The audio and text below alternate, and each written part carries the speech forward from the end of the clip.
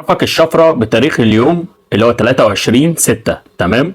فزي ما انتوا عارفين كده اي شفرات بتنزل يوميا انا بنزلها لك علشان تاخد المليون عملة. تمام.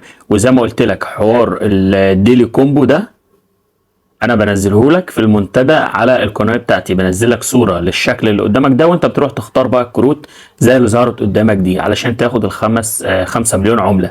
فاللي بينزل فيديوهات كل يوم اللي هو الشفره اللي انا هتكلم معاك فيها دلوقتي، والكروت بتنزل على المنتدى في قناه اليوتيوب، هتدخل هتلاقي فيه صوره مجمعه بشكل الكروت. تمام. ده اللي بينزل يوميا. فبسرعه كده هعرفك فك الشفره اللي هو بيكون هنا من ديل الكبر دي.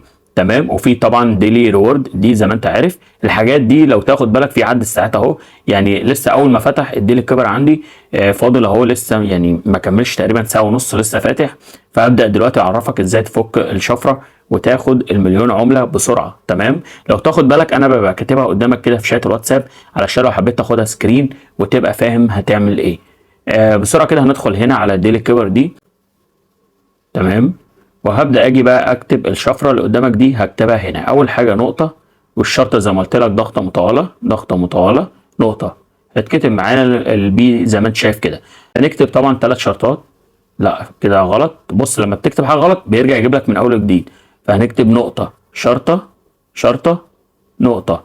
تمام. هيتكتب البي. هنكتب 3 شرطات تطول زي ما قلت لك في الشرطه تطول بالظبط كده. هيتكتب الحرف اللي بعده. هنكتب تاني 3 شروط شرطة شرطة شرطة. هيتكتب الأو. تمام. هنكتب تاني نقطة شرطة نقطة نقطة. هيتكتب آخر حرف وكده تاخد المليون عملة. تعمل تيك ذا برايز زي ما انت شايف كده، وهيبدأ يضاف لك على الرصيد بتاعك. وزي ما قلت لك يا صاحبي كل يوم أي شفرات هتنزل هنزلها لك على طول. فالمهم لو انت جديد تتابع طبعا تعمل اشتراك علشان أي فيديو يجي لك على طول. وأتمنى يعني يكون في لايك على الفيديو علشان طبعا اي دعم ليا على القناه بيخلينا استمر. لكن غير كده للاسف والله الواحد يعني بيكسل. تمام. وده كان فيديو النهارده، والسلام عليكم ورحمه الله وبركاته.